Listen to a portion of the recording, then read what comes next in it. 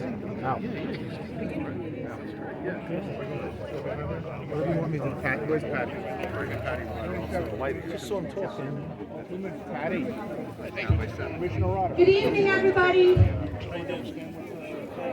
My heart is full by seeing all of you here. I've been in tears since I found out the news about Officer Rivera being killed Friday night. And that's why we're here tonight.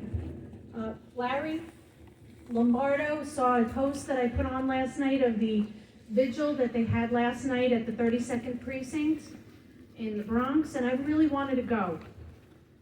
But to be honest, I'm too afraid to go into the city. There's just too much going on, and it's overwhelming, so I really didn't feel I could go there. I wrote that, and Larry reached out to me and said, why don't we do a vigil here? And right away, I said it's got to be at the Stephen McDonald Memorial Garden of Forgiveness. And that's where we are today here in Malverne. Malverne and Lynbrook and our whole surrounding area has so many NYPD families, retired, active, so on, that I knew we needed this. We have their back. If anybody here in this crowd knows me, you know I back the blue. I am always online. I am always online, posting stuff about Back the Blue, posting about my upset, about what's going on, not just in New York City, but around the country. It's got to end. We have to think about who we're voting for. They have to be supportive of our police. The police need to have our support, the politicians' support, and everybody in the country. We need to know that these people are there for us when we need them. We've got their back. And unfortunately, right now, the way the defund the police is going on, those campaigns, it's just not happening. And we're losing good men and women in these police departments because they don't want to become police officers, or they're retiring early. And here we go with a 22-year-old young man. I call him a kid. He could have been one of my children, and he's gone. Newlywed, he's gone. And he wanted to be a cop because he wanted to make a difference. And it just breaks my heart. I don't know him personally, so maybe you think I'm overreacting, but he just breaks my heart for his family. I have a police officer husband, a police officer's son, and you can only imagine what they're going through, but I can't imagine what they're going through. So thank you very much for being here this evening. I'm now going to introduce Larry Lombardo, who did help me out here tonight. Larry is retired NYPD. I hate to correct the transit. It's okay. You get one. You know, I look around and I see what happened in Manhattan. But out here, Nassau County, got the mayors from Malverne and Lynbrook, they support their police. Our legislators like Bill, trustees like Mike Hawkhurst, I'm not sure if the Malverne trustees are here. They support their police. It's very simple. If you have the support of your lawmakers, you'll see the difference. When you allow cashless bail and you have guns on the street, it's a no-win. You're not going to win. To see two cops shot in an apartment, and the mother was a correction captain, retired, I don't know what to say. I mean, I gotta be honest with you, if you agree with me, just say yes. I'm getting tired of the cops being shot. Are you tired? Yes. Because I so am. Yes. When does it end? Now. Todd Kaminsky, Mr. wrote to the paper for the cashless bail.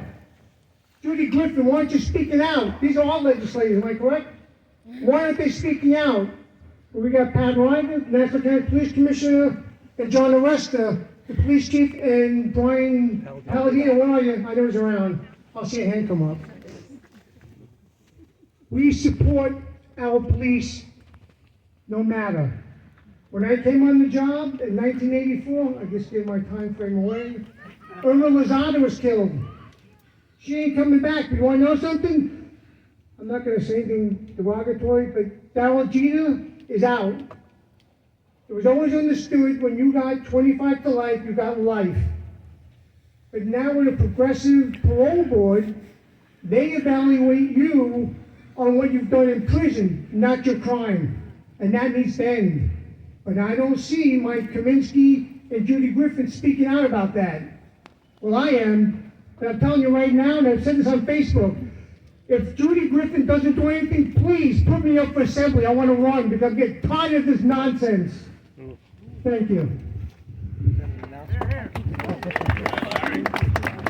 I'd like to introduce Louis. He has a few words to say because he has actual experience at the 32nd Precinct in New York. Thank you. Hello, everybody. I'm not really one to give speeches, so just kind of, bear with me. Based on this turnout, it's unfortunate. I do work in the 32nd Precinct. I was not there when the incident happened because I work midnights. It's, like I said, it's very unfortunate. And based on the outcome of everybody here, the community members of Malverne, George Lepard, thank you for calling me and letting me know about this gathering. I'm happy to be here. It's unfortunate, again. But I know that, the Rivera family and the Mora family would definitely be happy to see everybody who's here. So I just want to say that, thank you everybody who, supports. It's taken a toll on me because, again, I do work in the 32nd Precinct, so, whenever you hear, 2 MOS shot, your heart drops. You don't really know, you're like, who is it, what happened, and unfortunately, again, I'm on midnights, so I was sleeping, and, my phone was just being blown up, are you okay, is everything okay, and I'm like, what's going on, I had no idea what happened, because, when you just wake up, you don't know. So, I just do want to say, again, I'm very happy for everybody who's here.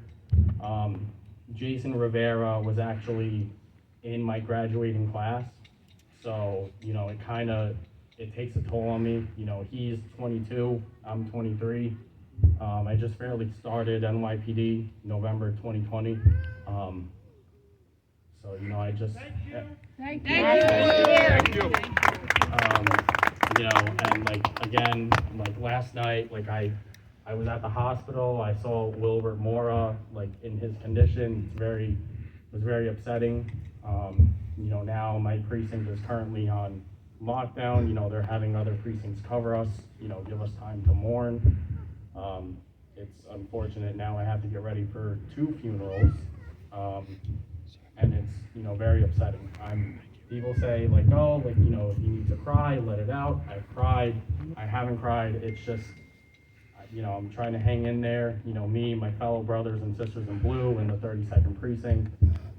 But again, I just want to say thank you to everybody who's came out to light a candle for, Officers Rivera and Mora. And I'm very happy to see the outcome that everybody here is here for them. So I just want to say thank you for that. I'd also like to introduce Nassau County Police Department Commissioner Patrick Ryder. This past Tuesday, we were in St. Pat's in Manhattan to celebrate the life of your local hero, Stephen McDonald. 5 years ago, he passed. This park was built several years ago to remember him. It's part of what we do in law enforcement is to never forget our fallen. Always remember those who have paid the ultimate sacrifice. Unfortunately, this Friday we'll be back at St. Pat's, and we're saying goodbye to another hero. And somewhere there'll be a park built and put in his name because we do promise never to forget. That same day when I was here when we dedicated the park, I told you, our kids today, they look at the heroes on TV as we're watching the playoffs going on today and yesterday. And they look and they say, there's my hero running up and down the field. Heroes don't run up and down fields. heroes walk the streets of New York like Officer Rivera and Officer Mora. And we'll keep them in our prayers, and we will promise to never forget them. And thank you all for coming out here tonight.